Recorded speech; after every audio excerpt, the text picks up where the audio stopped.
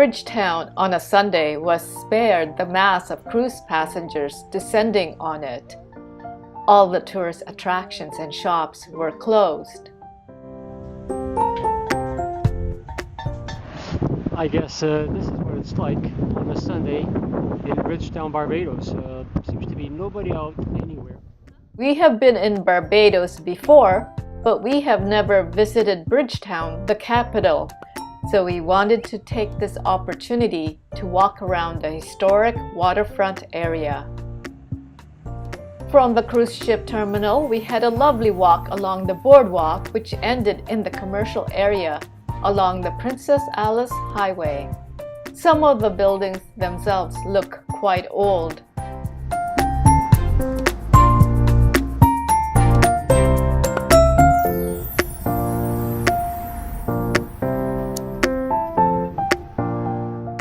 We then picked up the boardwalk again in an area of the city known as the Carenage, the harbor side of the city, where ships used to be careened onto a side to be repaired, scrubbed, and painted.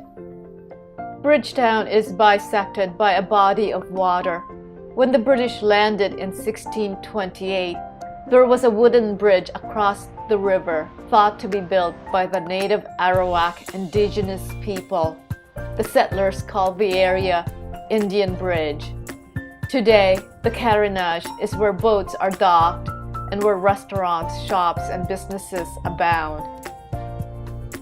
Without the hustle and bustle of people and running vehicles, it was a peaceful but strangely muted atmosphere, almost like being in an abandoned movie set.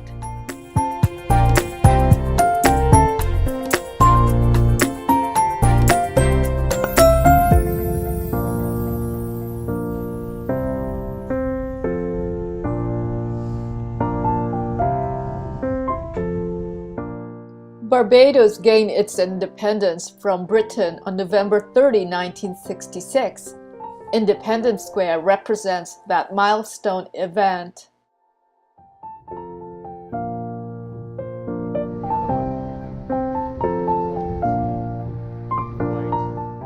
The 1872 Chamberlain Bridge, seen here in the distance, was constructed to allow smaller boats to dock in the inner basin of the Carenage.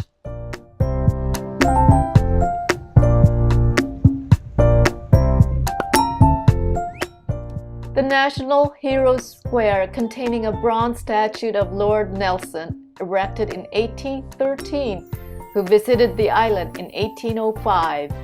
This statue is nearly 30 years older than the Nelson Column in Trafalgar Square in London, England.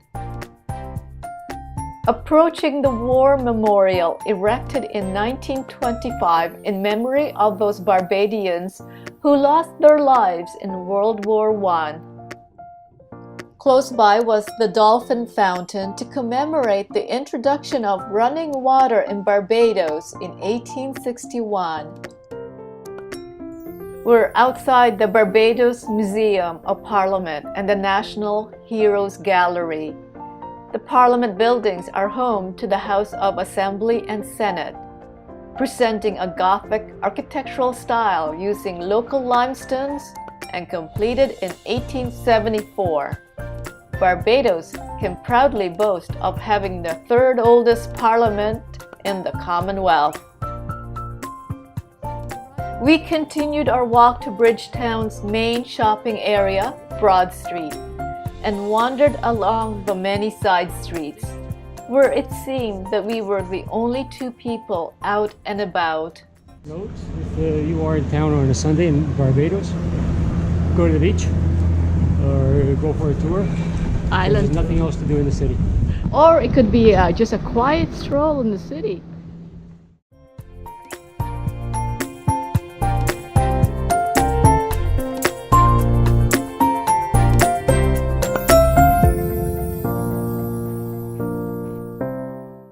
At the lower end of Broad Street stands a Victorian-style building known as the Mutual Building, as per the Mutual Bank of the Caribbean, erected in 1895.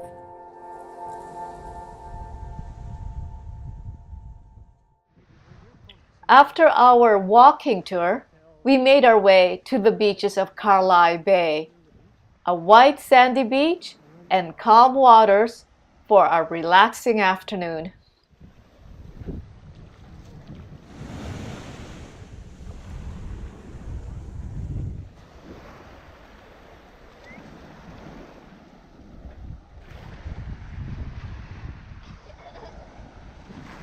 Beach actually, the backway section of the Carlisle Beach, in between the Radisson and the Hilton and the Radisson.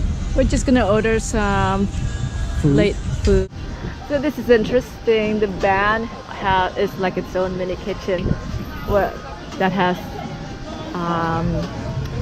some propane to warm up the food. And when you come in, might bring another beer, please, salt. Yes, please. With the drink.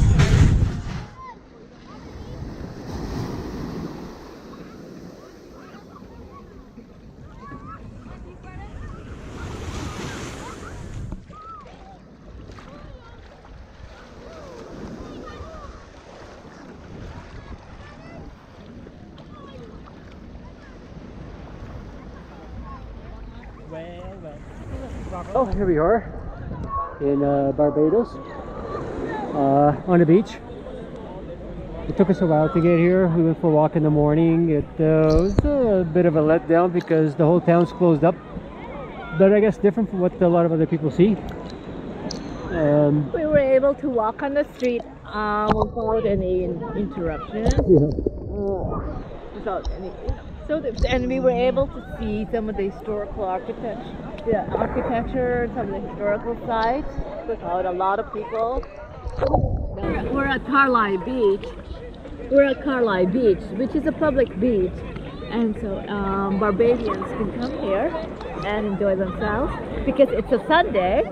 You see a lot of families out there in the park beyond the trees. They're having like Sunday barbecues or picnics. And because all the shops are closed, they're all at the beach. That's right. There's a nice little surf. We can do a little bit of a body surf.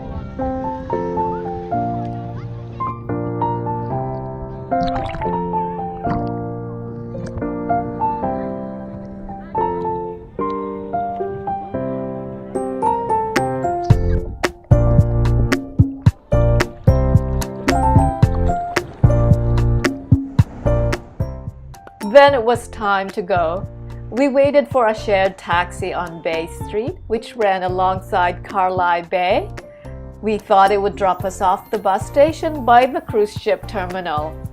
We were wrong, and we ended up walking another 30 minutes back to the terminal.